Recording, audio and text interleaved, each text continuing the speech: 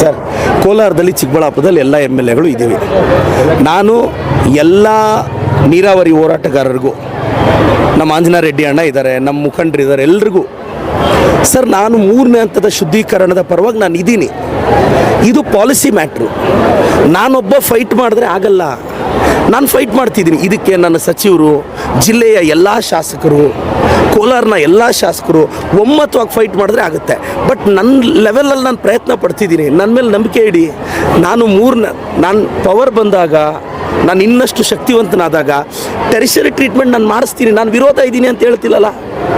ಅವರೆಲ್ಲರೂ ಕರ್ಕೊಂಡು ನಾನು ಮುಖ್ಯಮಂತ್ರಿಗಳ ಹತ್ರ ಒಂದು ನಿಯೋಗ ಹೋಗ್ತೀನಿ, ರಿಕ್ವೆಸ್ಟ್ ಮಾಡ್ತೀವಿ. ಸರ್, ಇದು ಏಕಾಏಕಿ ಇವತ್ತು ಹೇಳಿದ ತಕ್ಷಣ ನಾಳೆ ಆಗೋದಲ್ಲ sir. It take some time ಅಲ್ವಾ. 16-17 ವರ್ಷದಿಂದ ಪ್ರಾಜೆಕ್ಟ್ ರೆಡಿ ಆದರೆ ಇವಾಗ ಎತ್ತಿನೊಳೆ ಬರ್ತಿದೆ. ಸೊ ನಾನು ಟೆರಿಷರಿ ಟ್ರೀಟ್ಮೆಂಟ್ ಪರ ಇದ್ದೀನಿ. ಇದಕ್ಕೆ ನಾನು ಎಲ್ಲರ ಸಹಕಾರನೂ ಕೊಡ್ತೀನಿ. ಬನ್ನಿ, ಜೊತೆಯಲ್ಲಿ ಹೋಗೋಣ.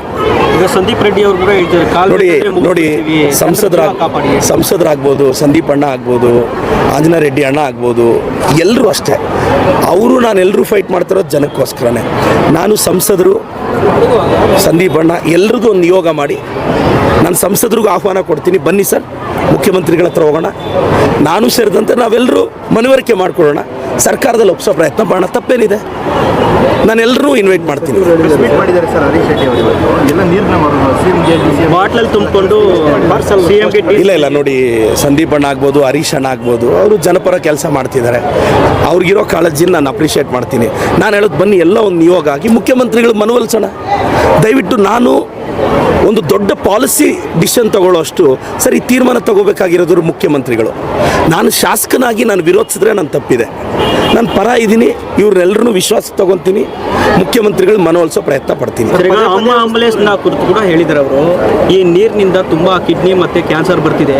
ಆ ಪೇಷಂಟ್ಗಳನ್ನ ಸಾಗಿಸೋದಕ್ಕೆ ಆಂಬುಲೆನ್ಸ್ ಬಿಡುವಂಥ ಕೆಲಸ ಮಾಡಿದ್ದಾರೆ ಅಂತ ಮಾತನ್ನ. ಇಲ್ಲ ಬ್ರದರ್, ನಾನು ಹೋರಾಟ ಹಂತದಿಂದ ಇದು ಮಾಡ್ಕೊಂಡು ಬಂದಿದ್ದೀನಿ. ಈಗ ಟೆರಿಷರಿ ಟ್ರೀಟ್ಮೆಂಟ್ ಆಗಬೇಕು. ಅದನ್ನು ಮಾಡಿಸೋ ಪ್ರಯತ್ನ ನಾನು ಮಾಡ್ತೀನಿ. ಜನ ಭರವಸೆ ಇಡಿ, ನಾವು ಮಾಡ್ತೀವಿ. ನನಗೆ ನಂಬಿಕೆ ಇದೆ. ಸರ್, ನೆಲಮಂಗಲ ಮತ್ತು ದೊಡ್ಡಬಳ್ಳಾಪುರ ಬೇಡದೇ ಇರ್ತಕ್ಕಂಥ ನೀರು ಚಿಕ್ಕಬಳ್ಳಾಪುರಕ್ಕೆ ಯಾಕೆ ಅನ್ನೋದು ಸಾರ್ವಜನಿಕ ವಲಯದಲ್ಲಿ ಚರ್ಚೆ. ಅವರು ಬೇಡ ಅಂತ ಹೇಳಿದ್ದಾರೆ ಅಷ್ಟೇ. ಅದನ್ನು ನಿಲ್ಸಕ್ಕೆ ಸಾಧ್ಯ ಆಗಿದೆಯಾ? ನಾನು ಹೇಳೋದು ಓರಲ್ ಸ್ಟೇಟ್ಮೆಂಟ್ಸಿಂದ ನಡೆಯಲ್ಲ. ಈಗ ನಾನು ಟೆರಿಷರಿ ಟ್ರೀಟ್ಮೆಂಟ್ ಪರ ಇದ್ದೀನಲ್ಲ, ನಾನು ಇದಕ್ಕೆ ನಮ್ಮ ಸಚಿವರು ಸಹಕಾರ ಕೇಳ್ತೀನಿ, MC ಸಾಹೇಬ್ರು ಸಹಕಾರ ಕೇಳ್ತೀನಿ, ಸುಬ್ಬಾರೆಡ್ಡಿ ಸಾಹೇಬ್ರು ಸಹಕಾರ ಕೇಳ್ತೀನಿ, ಪುಟ್ಟಸ್ವಾಮೇಗೌಡರು ಸಹಕಾರ ಕೇಳ್ತೀನಿ, ಮೇಲೂರು ರವಿಯಣ್ಣನ ಸಹಕಾರ ಕೇಳ್ತೀನಿ. ಆ 4 ಜನನೂ ನಾನೇ ನಿಯೋಗ ಮಾಡ್ತೀನಿ. ಆ 4 ಜನ ನನಗೆ ಸಹಕಾರ ಕೊಡಲಿ. ಎಲ್ಲ ಸರ್ವಪಕ್ಷ ನಿಯೋಗ ಮುಖ್ಯಮಂತ್ರಿಗಳ ಹತ್ರ ಹೋಗಿ ಮನವೊಲಿಸ್ತೀವಿ.